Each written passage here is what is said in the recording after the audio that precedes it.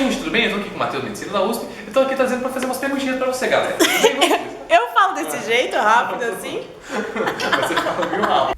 Oi gente, tudo bem? Hoje eu tô aqui com o Matheus, meu amigo do cursinho. A gente se conheceu quando eu comecei a fazer cursinho. Foi o primeiro ano que a gente fez junto? Não me recordo.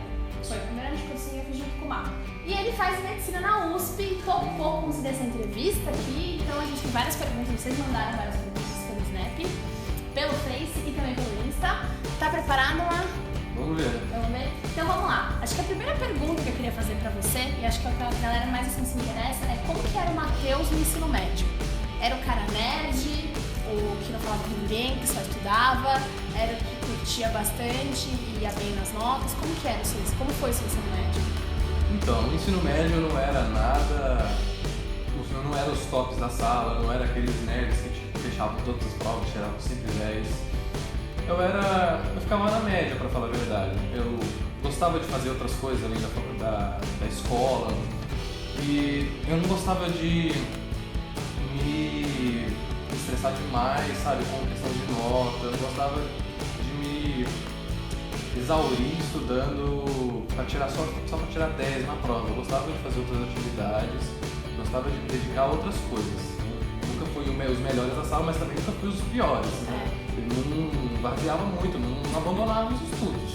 Entendi. Compartilha com eles uma coisa que você me falou em off, porque assim, você fez escola pública, né? Você fez em Minas, e a Cefet. Ou era o quê? Era focado em... O ensino médio era o ensino médio regular, mais o ensino técnico. Eu fiz técnico em eletrônica biomédica, que na época era um curso novo. E assim, era meio a meio, ensino médio e ensino técnico. E ao longo da evolução do curso, várias matérias do ensino técnico se sobrepuseram aos do ensino médio. Por exemplo, eu tive química só até o segundo ano, geografia também, não tive no terceiro. E às vezes, como é na escola pública, às vezes faltava professor, sabe? Faltava professor. Mas em compensação, eu tive uma exatas muito forte, eu tive uma base muito boa em exatas. Legal. Interessante você falar isso, né? Porque a galera sempre tem, putz, faz medicina na USP, então o cara veio de escola boa, veio de escola particular. É óbvio que tem esses casos na faculdade, como tem em qualquer outro curso, não é só na medicina. Mas é legal você falar. E quando você entrou no cursinho, conta pra gente como é que foi seu comportamento, como você estudava. Você assistia as aulas no cursinho, eu lembro que você fazia grupo de aprofundamento de medicina. Isso. Chegava em casa, como que era a sua rotina? Então, eu não lembro muito bem na época, né, que tem um tempinho, eu não lembro exatamente quando o meu horário do cursinho e tal. Mas eu lembro que eu saía da aula, vinha pra casa, estudava a aula que eu tinha no dia, fazia lá no sistema do ângulo, né, que eu fiz o ângulo Osasco, tarefas mínimas, tarefas complementares, fazia o padrão, o básico. Aí estudava um pouco de teoria também, se eu me sentisse um pouco inseguro com relação à matéria. E buscava fazer alguma coisa extra de vez em quando. Pegava algum livro didático, até mesmo do ensino médio, que às vezes eles têm alguns desafios mesmo no próprio livro, tem uns exercícios mais complexos, aí eu tentava de vez em quando fazer esses exercícios. Entendi. Mas como que funcionava? Você chegava, já ia pra teoria, ou você pegava, por exemplo, ia fazer exercício e só depois que você ia? Você fazia resumo? Como que era a prática mesmo do estudo? Então, isso depende muito da disciplina. No meu caso, eu tinha mais facilidade em exatas. Então, eu não lia muita teoria. Eu já tinha uma base mais ou menos estabelecida. Então, eu partia para os exercícios. Fazia os básicos, conseguia fazer. Os médios, conseguia fazer. Quando chegava nos difíceis, se eu tivesse muita dúvida, eu partia para o livro texto, eu partia para a teoria, para ver alguma coisa que podia me complementar para ajudar na resolução do exercício. E humanas, você ia lá... E humanas, que eu tinha muito mais dificuldade, pessoalmente eu tinha muito mais dificuldade. Eu lia muitos livros de texto. Português eu estudava com gramática, lia algumas regras gramaticais. E lia bastante, né? Lia bastante. É engraçado que ele falou pra mim, gente, que ele decorava muito as datas, que por mais que não fosse cobrado no vestibular a data, gostava de ter uma noção do que naquele momento, né? Isso. Ninguém nunca vai te perguntar o que aconteceu em 1789, nunca vai te perguntar isso.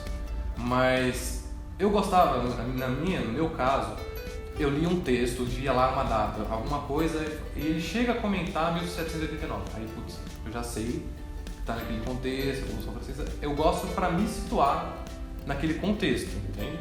Mas é uma segurança que eu queria ter, não é obrigatório para qualquer um. Lógico. O Luan Lopes fez uma pergunta que a gente achou bem interessante. Hoje em dia, cursinho realmente faz diferença na vida de vestibulando? Qual que é a sua opinião, Luan? Então, na minha opinião, eu acho que não faz muita diferença. Parte mais do aluno, do vestibulando.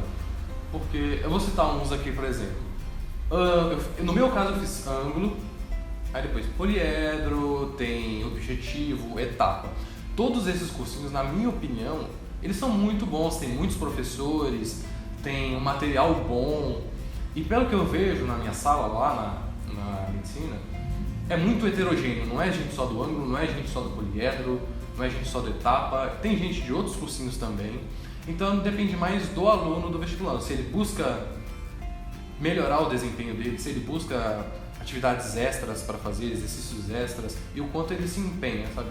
Você não pode basear a sua esperança de passar no vestibular só nos professores, só naquele material, e é isso. E achar que é o cursinho que vai te aprovar. E achar que é o né? cursinho, não é isso, com certeza.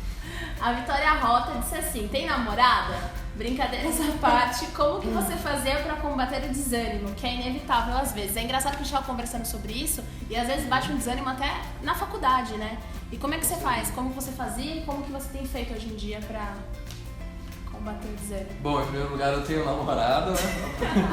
Aproveitar e mandar um beijo pra Laís. Mas, então, como que eu fazia? Com certeza, sabe, tinha épocas no cursinho que eu tinha altos e baixos. Até mesmo eu não sabia que queria fazer medicina até o meio do ano, mais ou menos. Eu tinha dúvida entre medicina e engenharia, que são dois cursos nada a ver, na verdade. Mas você sempre tem épocas que você desanima, épocas que você fica mais empolgado. Mas o que me deixava motivado, eu pensava naquelas pessoas, sabe, que já passaram e tinha tudo acesso a coisas que eu não tinha, sabe? As pessoas tinham mais dificuldade, as pessoas que eu via alguns casos que achavam um livro na rua, sabe? Isso não. E estudavam e conseguiam passar no vestibular. E eu queria fazer uma coisa, sabe, que eu gostasse. Eu não queria fazer algo que eu fizesse com pesar, que eu fizesse, putz, estou fazendo uma coisa que eu não gosto, chata. Então eu falei, eu vou me esforçar, eu vou dar tudo de mim. Mas ao mesmo tempo eu pensava, putz, se eu não passar, eu vou fazer outro ano. Vou continuar, não vou desistir, nunca. Tudo que tiver ao meu alcance eu vou fazer para alcançar o meu sonho, alcançar o meu objetivo. Mas sem deixar me levar, sabe, pelas coisas ruins, sem me desanimar. Também contei muito com o apoio da minha família.